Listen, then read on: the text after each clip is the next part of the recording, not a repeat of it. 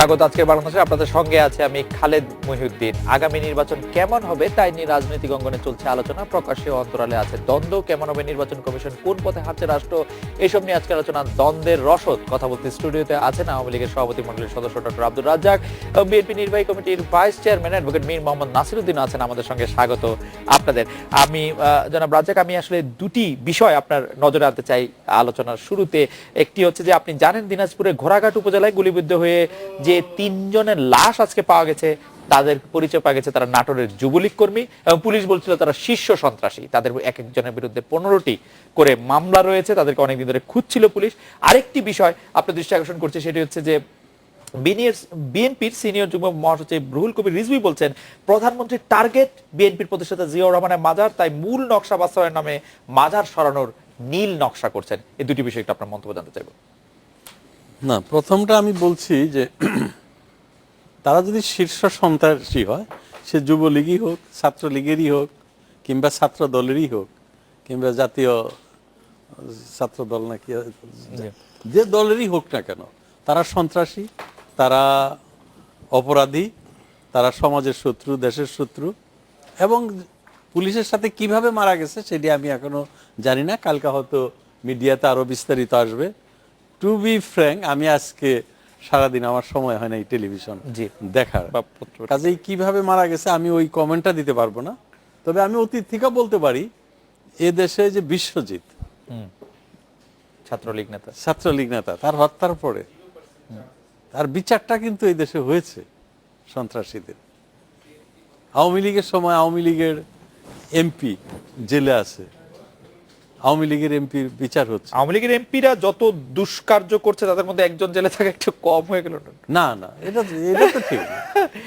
আব্দুর রহমান, আপনি যার কথা বলছেন যে টাঙ্গাইলের আমানুর রহমান রানা, তাকে আসলে পুলিশ 2 বছর ধরে খুঁজেই পাচ্ছিল না। আব্দুর রহমান বদিকে গ্রেফতার করা হয়েছিল, জেলে পাঠানো হয়েছিল, ঠিকই 1 সপ্তাহের মধ্যে জামিন হয়েছে। পুলিশের দুর্বল দিক পুলিশ খুঁজে পাচ্ছিল না, সেটা ঠিক আছে, কিন্তু এটি তো আপনাকে মানতে হবে যে সে তো জেলে আছে। হাইকোর্ট থেকে কনভিক্টেড 2 জন মন্ত্রীও আবার এখন 3 জন মন্ত্রী আবার এখন ওইভাবে বললে তো হবে না। একটা ছাত্রলীগের ছেলে সে বিচার হচ্ছে, তাদের গ্রেফতার হচ্ছে দল থেকে। আমার দলের সব এত বড় 16 কোটি মানুষের দেশ, এবং সেই দেশের 30 থেকে 30 বছর নিচের বয়সের মানুষের সংখ্যা কত? একটা বিপুল সংখ্যক আমাদের এরা বেকার, তারা বিভিন্ন দলের সাথে জড়িত। কেউ হঠাৎ করে এর মধ্যে অপরাধী সবকে মনিটর করা, ছাত্রলীগ হইলেই যুবলীগ হইলেই একদম ধোয়া তুলসী পাতা হবে, খুব স্বচ্ছ হবে, সে তো শুভ্র হবে, এটি কিন্তু আশা করা ঠিক না। এটা না, কিন্তু কেউ অপরাধ করার পরে তাকে আমরা ছাড় দিচ্ছি কিনা সেটি হলো বড় কথা। অপরাধী ছাড় পাচ্ছে কিনা সেটি হচ্ছে বড় কথা। এত বড় দেশে 16 কোটি মানুষ, এত সম্পদের বিপুল সংখ্যক বেকার, কাজে এখানে বিভ্রান্ত হওয়া, তারপরে আপনার এই মাদকাসক্তিতে হওয়া, আসক্ত হওয়া, সেগুলো অস্বাভাবিক কিছু না, কিন্তু সেগুলোকে আমরা কিভাবে দিচ্ছি। আরেকটি দিকে আপনি বলেছেন যে জিয়ার মাজারকে সরানোর জন্যই আসলে সংসদীয় এলাকায় এবং আমাদের লুইকানের এই প্রধানমন্ত্রী টার্গেট বিএনপির প্রতিষ্ঠাতা জিয়াউর রহমানের মাজার। জি, এটি নিয়ে মাননীয় প্রধানমন্ত্রী সেদিন সাংবাদিক সম্মেলনে ওনার মন্তব্য দিয়েছেন, কাজেই এই ব্যাপারে আমি কোনো মন্তব্য করতে চাই না। আমার দৃঢ় বিশ্বাস যে এটি আলাপ আলোচনা করে এই স্থাপত্যের একটা যে ঐতিহ্য এবং একটা সেটাকে ধরে রাখা, হেরিটেজও আমরা বলি, বা যেভাবে সে চেয়েছিল সেটি যাতে। কেউ কি বলছেন যে এই পুরো নকশাটি করা হয়েছে পাকিস্তানি পতাকার আদলে, এটি কি ঠিক কিনা? আসলে পাকিস্তানের পতাকার আদলে আমি জানি না এটা কিভাবে পাকিস্তানের পতাকার আদলে, এটি কি কোথায় লেখা আছে? না, মানে আদলটি পাকিস্তানের পতাকার, এটি আপনার মনে হয় কিনা এরকম যে উপর থেকে দেখলে চাঁদ তারা সব সহ এটি পাকিস্তানের পতাকার মতো মনে হয়? আমি শুনেছি, কেউ কেউ বলেছে, আমার কাছে এরকম মনে হয় না। অবশ্য মানে আমরা অ্যাডভোকেট মীর মোহাম্মদ নাসিরউদ্দিনের কাছে যেতে পারি। মীর মোহাম্মদ নাসিরউদ্দিন, আপনারা নিশ্চয়ই একটি নিরপেক্ষ নির্বাচন কমিশন চাইছেন এবং বলছেন যে নিরপেক্ষ নির্বাচন কমিশন আপনার দরকার, কিন্তু আসলে কোন নির্বাচন কমিশনকে আপনারা নিরপেক্ষ বলবেন সেটি কি আপনারা ভেবেছেন? যে আপনারা একটি ফর্মুলা অবশ্য দিয়েছেন, আপনাদের ফর্মুলাটা বা বেগম জিয়া যে ফর্মুলাটা দিয়েছে যে কিভাবে নির্বাচন কমিশন খুঁজতে হবে, যে 13টি দফা বা আরো উপদফা রয়েছে, তা আমি খুঁজে দেখছিলাম বর্তমান নির্বাচন কমিশন এই দফাগুলিতে আসলে পাশ করে। বর্তমান নির্বাচন কমিশন পাস করে জি, না, ওই দফা যেগুলি জাতির সামনে ম্যাডাম খালেদা যে প্লেস করেছেন, জি, সেটা নিয়ে আসলে আলোচনা হোক। আলোচনা হওয়ার পরে যেটা বেরিয়ে এসে আলোচনা থেকে সরকারি দল, বিরোধী দল, যারা পার্লামেন্ট আছে, যারা পার্লামেন্টের বাইরে আছে, আপনার কি বলে সুশীল সমাজ, সাংবাদিকরা, সম্পাদকরা, ওটা আলোচনা করুক। আলোচনা করে লেট দি। কিন্তু বেগম জিয়াকে আলোচনার পথ একটু বন্ধ করে দিলেন না, যখন তিনি প্রায় মানে আমি বলবো যে একটু সাটল ওয়েতে জামাতকে সাথে রাখার কথা বললেন? না, সেখানে দুইটা প্রপোজাল আছে। এটা মিশ্র, এটা মিসআন্ডারস্ট্যান্ডিং হয়ে যাচ্ছে। বলা হয়েছে যে যারা স্বাধীনতার পর যেসব দল পার্লামেন্টে প্রতিনিধিত্ব করছেন, আবার যেসব দল যেসব দল নিবন্ধিত, আপনার স্বাধীনতার পর নিবন্ধিত, জামাত কিন্তু এক পর্যায়ে জামাত নাই, এখন জামাত নিবন্ধিত দল না। তাহলে কি উনি মিন করেছেন কার কথা আসলে? না, কারণ উনি একটা স্পেস দিয়েছেন, কিন্তু তারা তো প্রতিনিধিত্ব আমাকে শেষ করে উনি একটা স্পেস দিয়েছেন যে এটার উপর একটু চিন্তা করার জন্য। আপনি যে খালেদ, আপনি যে বলছেন, না, আপনি উকিল মানুষ, আপনার দ্বারস্থ হতে হচ্ছে। আমি একটু পড়ে শোনাই। উনি বলছেন নিবন্ধিত সকল রাজনৈতিক দল, ইয়েস, এর মধ্যে জামাত বাদ পড়লো, জামাত নাই, কিন্তু জামাতকে রাখার জন্য তিনি করলেন, এবং অথবা স্বাধীনতার পর প্রথম জাতীয় সংসদ থেকে শুরু করে বিভিন্ন সময় জাতীয় সংসদে প্রতিনিধিত্ব করেছে এমন প্রত্যেক রাজনৈতিক দল, এখানে তিনি জামাতকে নিয়ে আসলেন। না, এটা জামাতকে নিয়ে আসা, জামাতকে পার্সোনালি চুজ করে নাই, কারণ পলিসিতে চলে আসছে। আপনি আপনি যেটা অ্যাকসেপ্ট করেন, অথবা এবং ইফ ইউ অ্যাকসেপ্ট দি নিবন্ধিত দল, তো সেখানে জামাত বাদ যায়। আর if you accept the earlier proposal, যে স্বাধীনতার পর থেকে যারা সংসদে প্রতিনিধিত্ব করছেন, তাহলে দেখা যায় আপনি জামাতকে যদি বাদ দিতে চান, তাহলে আইদার বা অর এখানে আছে। লেট ইট বি ডিসকাসড, এটা আলোচনা হওয়া দরকার, আলোচনা হোক। আর শুনেন, আপনি যেহেতু একটা নির্বাচন করেছেন, যে একটা দল নিবন্ধিত দল হিসেবে নির্বাচন করে বিভিন্ন সময় পার্লামেন্টে আসছে, আপনি তাকে তো গলা টিপে হত্যা করতে পারেন না। If you are the believer of democracy, parliamentary system যদি থাকেন, আপনি ওরা যারা পার্লামেন্টে রিপ্রেজেন্ট করছে, তারা প্রসিডিংস আছে, তাদের পার্টিসিপেশন আছে। আমরা যদি ম্যাডাম যদি ওদেরকে বাদ দিত, তাহলে তারা বলতো থ্যাঙ্কস টু ইউ যে 15 ফেব্রুয়ারি নির্বাচনে ফ্রিডম পার্টিরও বাংলাদেশের রিপ্রেজেন্টেশন আছে। Constitution granted that enshrined that right to the political party and the people of the country. আপনি তিনজনে কালকে আপনি একটা দল করেন, আপনার চিফ করেন, আমরা দুজনকে ডেপুটি করে দেন, আপনার দলতে নিবন্ধন আপনি যদি পেয়ে যান, আপনি পার্লামেন্ট ইলেকশন করতে পারবেন না।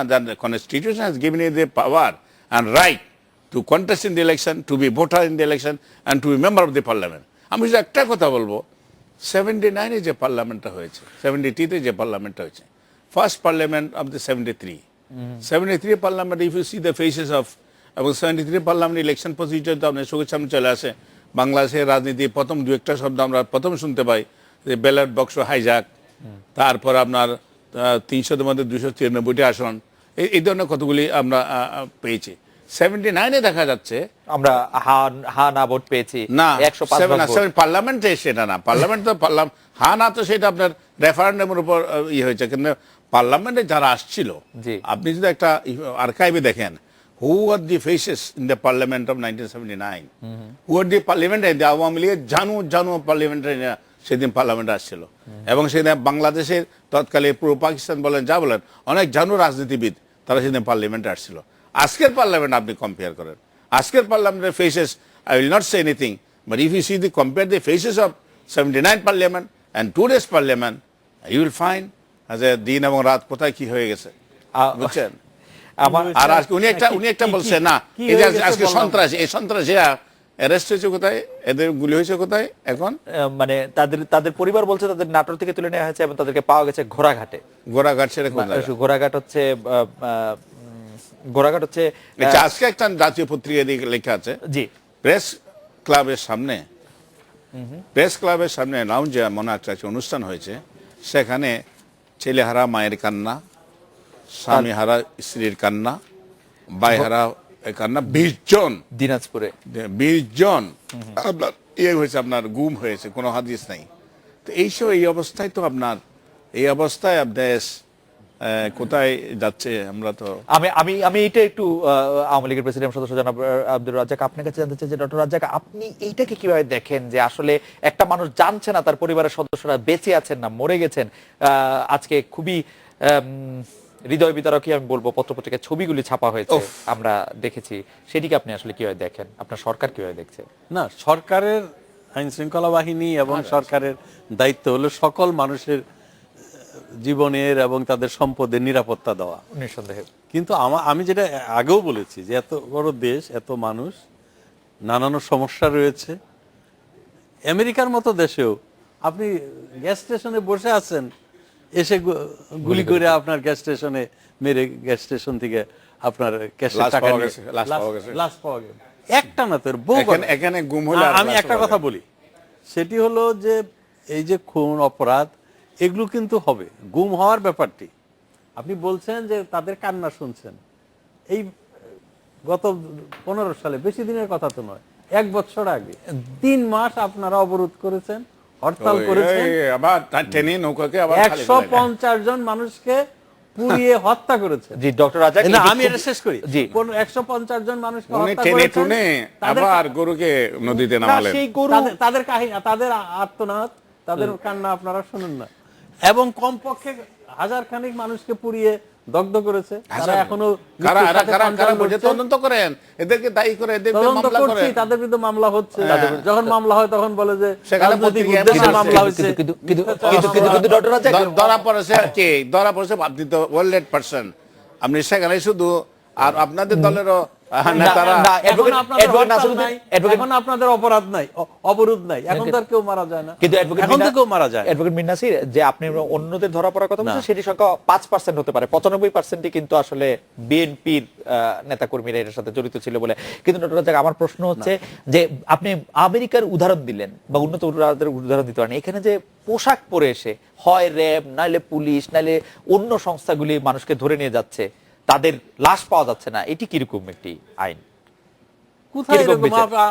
এই যে দিনাজপুরের ঘোড়াঘাটে রাত্রে বেলা 2টি মাইক্রোবাসে করে তারা থানায় মামলাও করেছে, এবং যে 20 জনের কথা স্বরাষ্ট্রমন্ত্রীর কাছে উপস্থাপন করা হয়েছে, সেই 20 জনই কোনো না কোনো ভাবে আইন শৃঙ্খলা বাহিনীর কাছ থেকে আসলে তারা গুম হয়েছে। আপনি এটি আমার ধারণা আইন শৃঙ্খলা কি পোশাক পরে এসে তারা নিয়ে গেছে পরিচয় দিয়ে, এখন আমরা কিভাবে বিশ্বাস করবো? আমরা তো নারায়ণগঞ্জে এরকম ঘটনা দেখেছি। অপরাধীরা যদি পরিচয় দিয়ে, অনেক সময় দেখা যায় যে এফবিআই এর ইন্টেলিজেন্সের পরিচয় দিয়ে, গোয়েন্দা সংস্থার এই পরিচয় দিয়ে হাইজ্যাক করে, এই পরিচয় দিয়ে লুট করে, এই পরিচয় দিয়ে মানুষ হত্যা করে, হতে পারে, এবং সেটা হতে পারে। কিন্তু আমরা আবার দেখেছি যে র‍্যাব পরিচয় দিয়ে নারায়ণগঞ্জে যখন গুম হয় বা এরকম মারা যায়, তারপরে বলে যে এরকম। খালেদ সাহেব কিন্তু আপনাকে সেটা বলেন না, খালেদ সাহেব বলছে law enforcing agency with their dress and with their ammunition when they আমরা তো নারায়ণগঞ্জের ঘটনা এখনো ভুলি নাই, নারায়ণগঞ্জে তো এরকম অতীত বলা যাবে না তা না। আপনি বলছেন অতীত, এই 15 সালের কথা আমি বলতে পারবো না, এটা পুনরাবৃত্তি। আপনি বলেন আমি কেন, আমি 71-এর কথা বলবো। লক্ষ লক্ষ মানুষ, এই জামাত, একটু আগে আপনি বললেন জামাত গণতান্ত্রিক অধিকার তারা ভোগ করবে না, জামাত স্বাধীনতা বিশ্বাস করে না, জামাত এই 30 লক্ষ মানুষের, লক্ষ লক্ষ মা বোনের ইজ্জত কেড়ে নিয়েছে। এই জামাতকে নিয়ে 96-এ একসাথে আন্দোলন করে কেয়ারটেকার গভর্নমেন্টের জন্য একই সাথে আপনারা পার্লামেন্টে বসেন।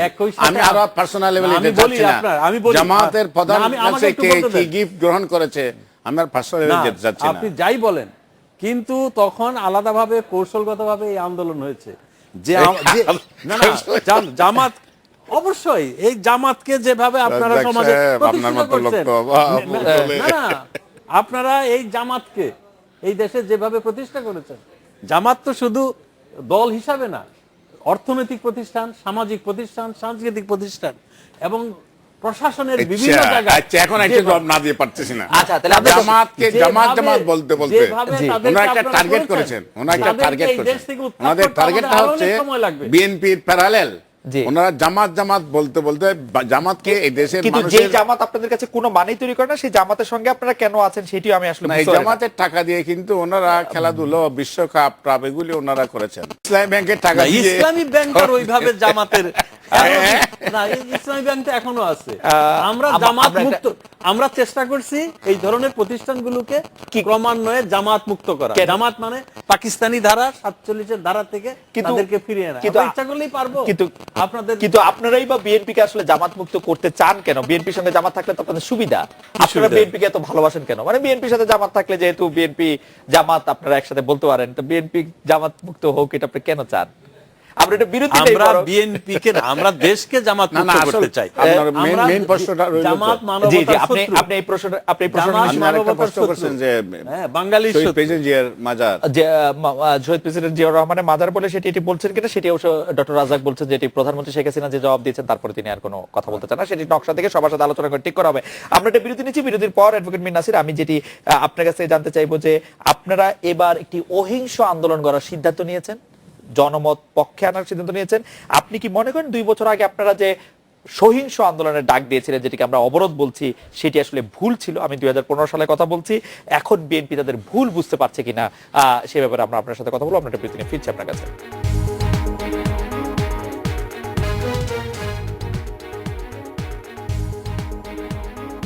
ফিরে এলাম আজকে বাংলাদেশে। জনাব মীর নাসির, আমি জানতে চাইছিলাম যে বিএনপি সহিংস থেকে অহিংস আন্দোলনে যাওয়াটা বিএনপির স্ট্র্যাটেজিক্যাল পরিবর্তন কিনা, এবং এতে বিএনপি ভুল স্বীকার করছে কিনা 2015 সালে সেই আন্দোলনটি আসলে ভুল ছিল। বিএনপি কোনোদিন সহিংস রাজনীতিতে বিশ্বাস করে না। বিএনপি আপনার সাংবিধানিক রাজনীতিতে বিশ্বাস করে, এবং বিএনপি জনগণের রাজনীতি বিশ্বাস করে, তার ভিত্তিতেই বিএনপি বারবার ক্ষমতায় আসছে। বিএনপিকে আপনার অনেকে ওনারা বলেন যে বিএনপির জন্ম ক্যান্টনমেন্টে, আমি বলি ক্যান্টনমেন্টে এটা বাংলাদেশের বাইরে না। কিন্তু আজকের বিএনপির জন্ম হচ্ছে রাজপথের আন্দোলনের মধ্যে দিয়ে, শহরের শাসকের বিরুদ্ধে ম্যাডাম খালেদা জিয়া রাজপথে আপোষহীন আন্দোলন করে বিএনপি কাজকে প্রতিষ্ঠা করেছে। সেই দিনের বিএনপি আজকের বিএনপি অনেক বেশি আছে। আমাদের বিএনপি ভালো, মানে যেটা ক্যান্টনমেন্টে জন্ম হয়েছে সেটা না রাজপথের বিএনপি, কোনটা ভালো? বিএনপি মানে সেই বিএনপির সাথে এখনকার বিএনপির তফাৎ আছে না, আন্দোলনের তফাৎ।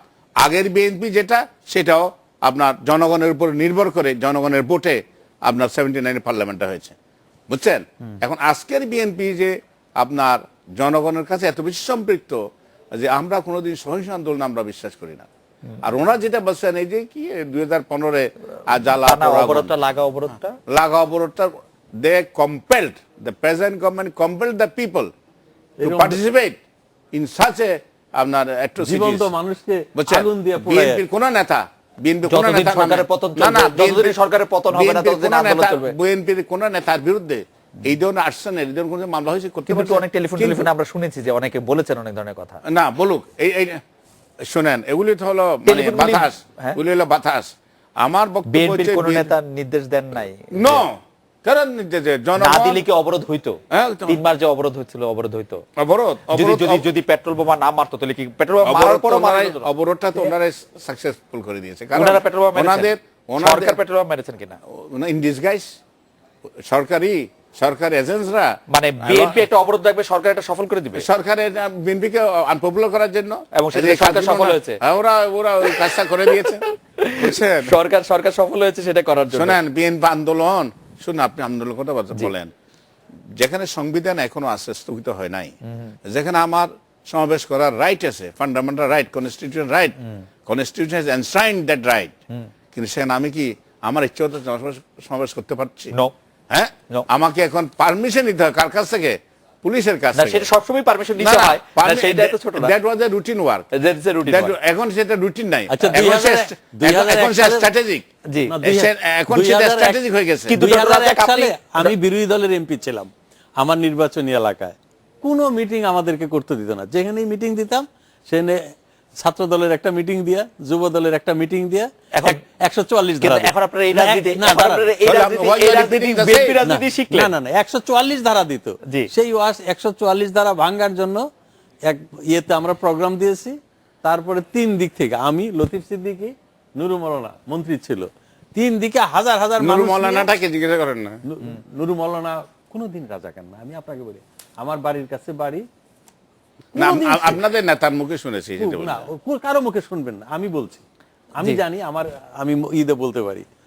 কোনোদিন সে রাজা কিন্তু ডক্টর রাজাক শান্তি কমিটিতে ছিল না, ডক্টর রাজাক শান্তি বাহিনীতে। অ্যাডভোকেট মীর নাসির যে প্রশ্নটা তুলেছেন যে কোন সভা সমিতি করতে না দেওয়া কি আসলে আওয়ামী লীগের রাজনীতির সাথে যায়? আওয়ামী লীগ কেন করতে দেবে না?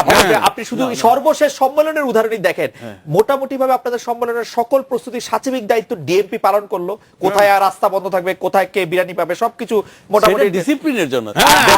বিএনপি যখন চায় বিএনপি কে বলে ইঞ্জিনিয়ার্স ইনস্টিটিউশনে করো। শহরের আইন শৃঙ্খলা পরিস্থিতি রাখার জন্য খাবার এত বড় একটা সম্মেলন, খাবারের ডিএমপি কে প্যাকেজ সহযোগিতা করতেই হবে। না, কিন্তু ওনাদেরকেও সহযোগিতা, আপনাদের সম্মেলন, কিন্তু আপনাদের আমাদের সম্মেলনে এমন সম্মেলন তো ওনাদের মাঠেই করতে দেন, ওনাদেরকে ইঞ্জিনিয়ার্স ইনস্টিটিউশনে করতে বলছে যে আমাদের ইঞ্জিনিয়ার্সে ঢুকে দিয়েছে সেখানে। ইঞ্জিনিয়ার্স ইনস্টিটিউশনে করতে বলছে এটা যে তো পরে ঢুকাইছে। বলে না প্রথম থেকে সেখানে না। প্রেমিস মানে কি আপনি ইয়ে নাকি ময়দান নাকি? আমি শহর দিতে চাইছিলাম, আপনি আমরা ইঞ্জিনিয়ার্সের প্রেমিসে দিলেন। না, জনসভা করেন, কোথায় করতে চান দেন? জনসভা তো খালেদ সাহেব আছে, আপনি ঘোষণা দেন। করতে চাচ্ছে তো। আমাদের 3 দিনের সমাধান জনসভার জন্য। 3 নভেম্বর করে 4 জাতীয় নেতাকে হত্যা করেছেন। কারা করেছে? তার বেনিফিট আপনারা নিয়েছেন। কারা করেছে? আপনি বললেন 79 নির্বাচন আপনারা এই যে দল করছেন কিভাবে? শত শত আওয়ামী লীগের নেতা কর্মী আমাদের জাতীয় নেতাদেরকে হত্যা করেছেন, তাদেরকে জেলে পুরেছেন, মাসের পর মাস রেখে তারপর আপনারা এই বিএনপি প্রতিষ্ঠা করেছেন।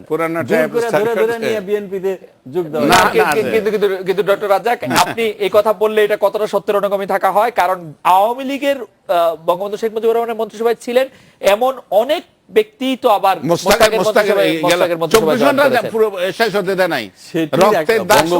হত্যা করার পর গানের মুখে অনেক, আমি জানি যারা সারা জীবন আন্দোলন সংগ্রাম করছে, অনেক নিবেদিত মানুষ, যেমন আমাদের টাঙ্গাইলের মান্নান সাহেব, অনেক আদর্শবাদী, ন্যায় নীতিবাদী এবং সততার একটা পরাকাষ্ঠা আর মতো মানুষও ওখানে গিয়ে দাঁড়িয়েছিল, কিন্তু পরবর্তীতে একটা পরিস্থিতিতে তারা গিয়েছিল, কিন্তু তার অর্থ এই না যে তারা বিএনপি জিয়াউর রহমানের রাজনীতির সাথে সম্পৃক্ত হয়েছে এবং সেই ভুলের জন্য তাদেরকে কিন্তু অনেক মান্নান সাহেবের মতো মানুষকে মন্ত্রী করে নাই মাননীয় প্রধানমন্ত্রী শেখ হাসিনা। মান্নান সাহেবের মতো এরকম দলের একজন নীতি নির্ধারক সে কিন্তু মন্ত্রী হতে পারে না। না, সেটি বড় কথা না, মন্ত্রীও বড় কথা না। না, সেটি ছোট ভুল নয় ডক্টর রাজ্জাক, আমার কাছে মনে হয় যে ভুল, অবশ্যই তারা ভুল করেছে, সেটি ভুল করেছেন, আমি তো বললাম। এবং মাননীয় প্রধানমন্ত্রী তাকে আমাদের টাঙ্গাইলের মান্নান সাহেবের মতো এরকম একজন শ্রদ্ধেয় নেতা কেউ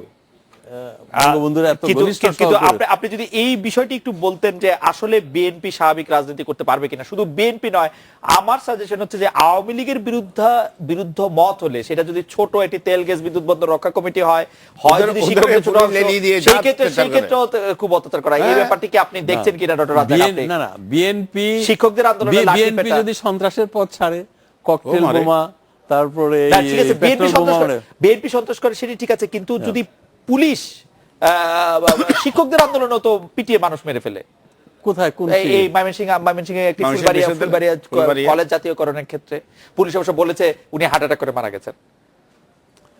আচ্ছা, এরকম ছোট ছোট ঘটনা, ছোট ছোট বিচ্ছিন্ন ঘটনা এরকম ঘটতে পারে। পুলিশের আন্দোলন, পুলিশের পরিস্থিতি শান্ত রাখার জন্য সব সময়ই তো এই ধরনের হয়েছে।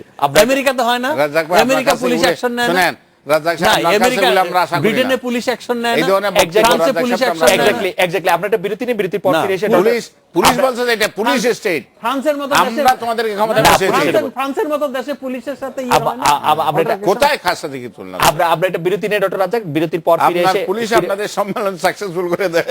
পুলিশ কেন আপনারা না, আপনারা ভালো করে, আপনারা বড় কৃতজ্ঞ দল, কারণ যারা আপনাদের ক্ষমতায় বসিয়েছে। না, এটি আবার 20 লক্ষ মানুষের সমাবেশ পুলিশ করে দেয় না, অ্যাডভোকেট মীর নাসির, এটি আবার বিএনপি বাদ দিয়ে আর জামাত বাদ দিয়ে আর 18 দলের বলেন আমরা একদম যদি বলেন যে আরো কোনো বড় মাঠ, সেই মাঠ দিব, সেই মাঠ 10,000 লোক একসাথে করেন, করতে পারবে কিনা? আপনারা আওয়ামী লীগ এসে আপনি মেনন সাহেবকে, ইনু সাহেবকে বলেন তো কয়জন আনতে পারে? আওয়ামী লীগ আপনাদের জোটের তো, আপনাদের ক্যাবিনেট মিনিস্টার তো, আপনার শোনে ইতিহাস কিন্তু ওইভাবে হচ্ছে না, এটা ঠিক মানে হ্যাঁ আমার মনে হয় আলোচনাটা ওইভাবে এক কথা থেকে অপ্রসঙ্গ। মেনন সাহেবের ব্যাপার না, আমি বলছি আপনারা আমাদের 18 দলের কথা বলছেন। আওয়ামী লীগের সম্মেলন করার জন্য পুলিশ লাগবে, এটি মানুষ বিশ্বাস করবে? তো বিএনপি বিএনপির জন্য কি পুলিশ লাগবে? আপনারা যেভাবে করেছেন আমাদেরকে 3 দিনের সময় দেন, কিসের মিয়া 20 লাখ? 50 লক্ষ লোক হবে ঢাকায়, সেটা আমরা অস্বীকার করি না। 50 লক্ষ লোক হবে, সেই ভয় দেন না। আমরা পল্টনের দেন না, permission দেন না। 2002 সালে আমরা সম্মেলন করছি না? Permission কেন তো দেন না, লক্ষ লক্ষ permission মানুষ- দেন না। লক্ষ মানুষের আমার মনে হয় যে 2002 সালে লক্ষ লক্ষ আওয়ামী লীগ এবং মানুষের- বিএনপির এতই জনপ্রিয়তা রয়েছে, অনেক লোকই সেখানে আসতে পারবে। কথা হচ্ছে যে নীতি নির্ধারণী পর্যায়ে বিএনপিকে সেই রাজনীতি করার অধিকার দেওয়া হচ্ছে কিনা। আমরা একটা বিরতি নিচ্ছি, ফিরছি আবার আপনাদের কাছে।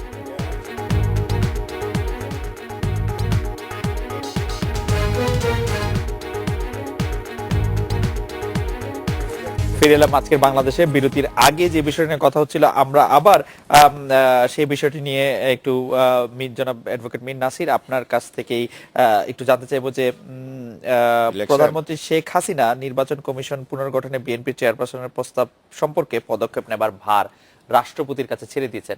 আপনি একজন আইনজীবী হিসেবে আপনি মনে করেন কিনা যে সেটি তো আসলে প্রক্রিয়া বা সেটি তো আসলে হওয়া উচিত, এবং আপনি কি প্রত্যাশা করছেন? ইনিশিয়েশন যেটা আলোচনার জন্য যেটা উনি তো ইনিশিয়েট করবে, এবং সেই জন্য আগামীকাল আমাদের দলের প্রতিনিধি সাথে দেখা করতে যাবে মহান রাষ্ট্রপতির সঙ্গে। রাষ্ট্রপতির কাছে। আচ্ছা। এখন রাষ্ট্রপতির পায়াস উইশের উপর নির্ভর করে। রাষ্ট্রপতি যদি চায় আমি একটা শক্তিশালী অটোনমাস এবং একটা নির্বাচন কমিশন গঠন করে ছাড়বই, তাহলে রাষ্ট্রপতি সেটা করতে পারেন। কিন্তু রাষ্ট্রপতি কতটুকু ইন্ডিপেন্ডেন্ট কাজ দেশে নিতে পারবে সেটা দেখার বিষয়। আমি বলবো আমরা আশাবাদী, রাষ্ট্রপতির কাছে আশাবাদী বলে আমরা কালকে রাষ্ট্রপতির কাছে আমাদের দল যাচ্ছে।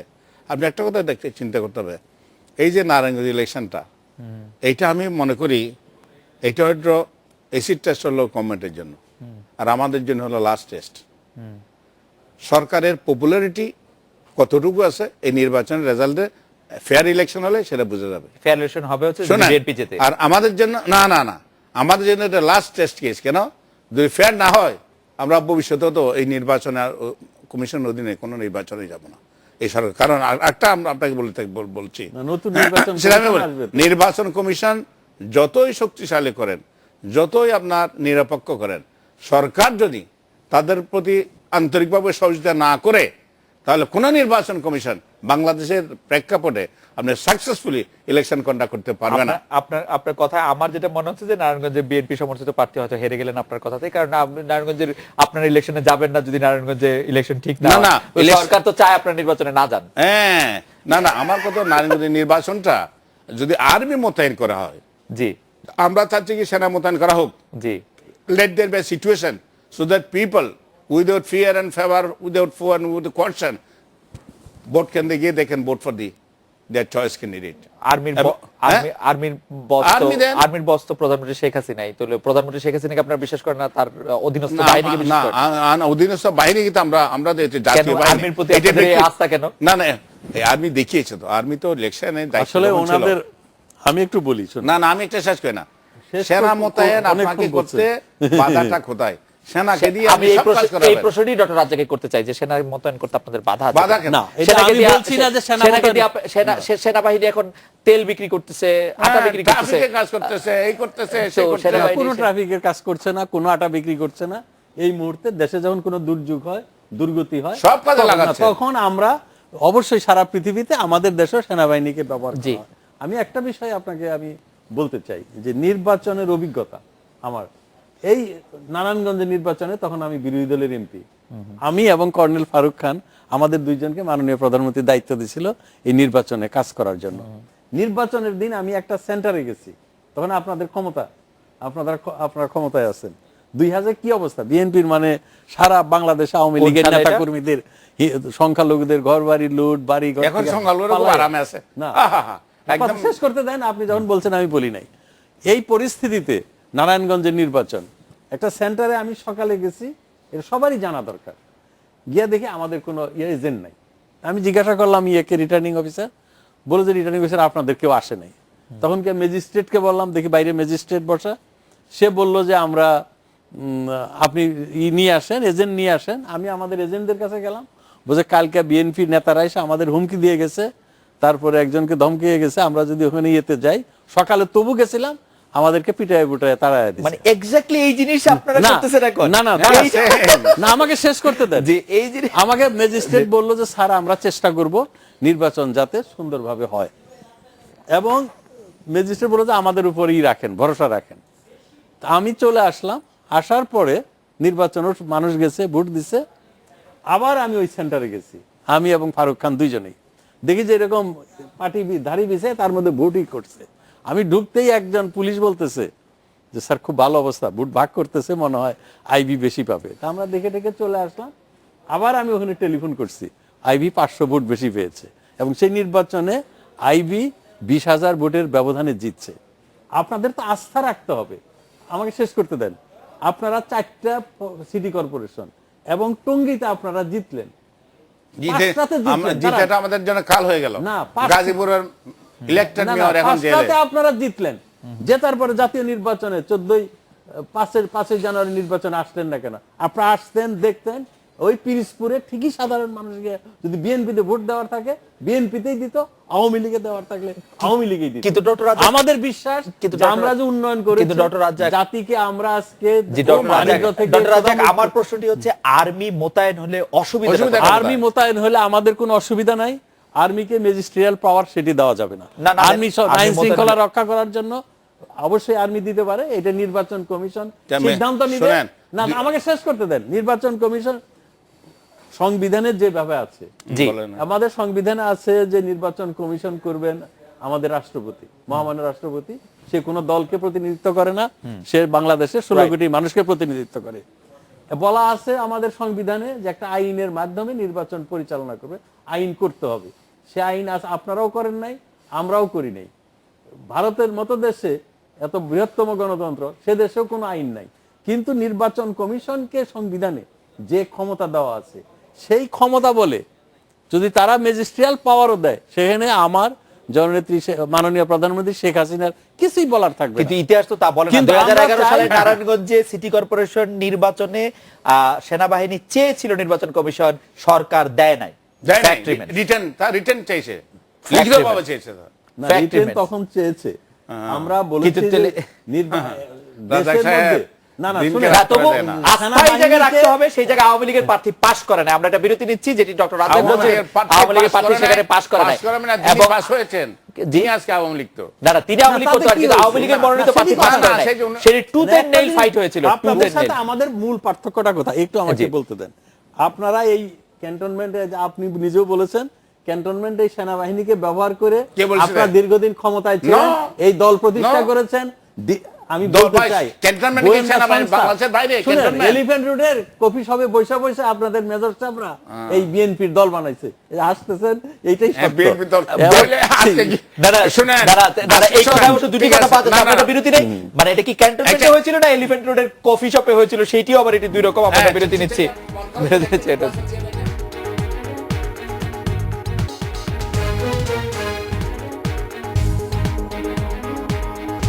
ফিরে এলাম আজকে বাংলাদেশে যে অ্যাডভোকেট নির্বাচন। শোনেন, 2009 সাল পর্যন্ত ল এনফোর্সিং এজেন্সির ইলেকশনে ল এনফোর্সিং এজেন্সির ডেফিনিশন ছিল যে law enforcing agency means defence force, police वगैरह। 2009 পরে এগুলি ওইটাকে বাদ দিয়ে দিল আর্মিকে। কি কারণে? আর্মিকে এমন কোনো কাজ করছে নির্বাচনে যে তাদেরকে নির্বাচন রাখলে নির্বাচনটা সুষ্ঠু হবে না। আর্মিকে এমন কোনো কাজ করছে নির্বাচন যে একটা প্রার্থীকে তারা জিতিয়ে দিয়েছে। আর্মিকে এমন কোনো কাজ করেছে যে যার দ্বারা ভোটাররা ভোট কেন্দ্রে আসতে পারে নাই। আর্মি কি কাজ করেছে? আর্মি একটা গাড়ি, আর্মি একজন লোক কেন্দ্রে যখন দাঁড়িয়ে রয়েছে, মানুষ আশ্বস্ত হয়েছে যে তারা কোনো অন্যায় কাজ করে তারা ভোট দিতে পেরেছে। সেই জন্য 2009 সাল what prompted the present government to delete the name of arm forces from the law enforcing agency ছিল।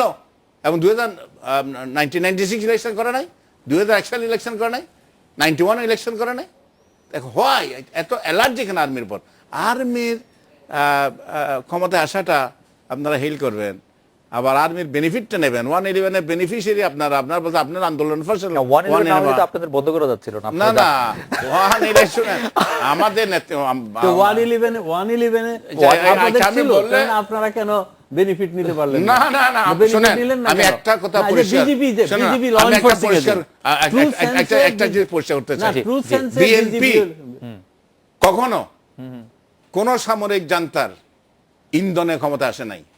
কোন সামরিক জান্তা ক্ষমতা আসার পিছনে বিএনপির কোনো সমর্থন ছিল না, যা উনাদের ছিল। এরশাদ আসলো, স্টেটমেন্ট করলো উই আর নট আনহ্যাপি। 111 আসলো, আমাদের আন্দোলনের ফসল।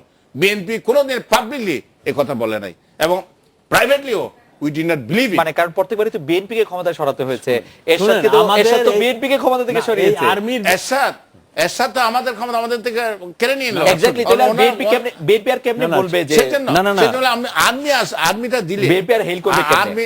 আর্মিটা শুনেন, আমি একটু আমি বলি। কিছুক্ষণ আগে একটা কথা বলেছিলাম, বাংলার আকাশ মুক্ত রাখিব, এটা কে বলছে? আমাদের এয়ারফোর্স বলছে। এই কথা আর কেউ বলতে পারবে না। আপনার আমাদের স্বাধীন সার্বভৌমত্বের অতন্ত্র ভয় আর্মি এরা বলতে পারবে, কারণ তারা সেটা ওনারা আর্মি ঠিক আছে, এটা নারায়ণগঞ্জে শোনেন, এজ এ টেস্ট কেস নারায়ণগঞ্জে আর্মি মোতায়েন করেন। আপনি আর্মি চান?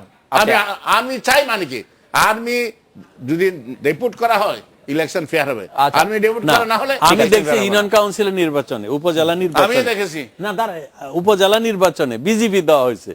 সাধারণ মানুষ কিন্তু বিজেপি আর আর্মির মধ্যে খুব ডিফারেন্সিয়েট করতে পারে না। আর্মির মেজর থাকে, আর্মির ক্যাপ্টেন থাকে, একই ড্রেস, একই রকম কোনো ডিফারেন্স হয় না। সেটা সমস্যা না। দিয়ে দেন না, আর্মিকে এই শান্তিপূর্ণ অবস্থায় কোনো মধ্যে জড়ানো ঠিক না। এর পরিণতি আমরা দেখেছি। আপনারা আর্মি ব্যবহার করে আর্মিদের শত শত আর্মিকে মিনিটে মিনিটে আপনার প্রেসিডেন্ট জিয়াউর রহমান সাহেব হত্যা করছেন না?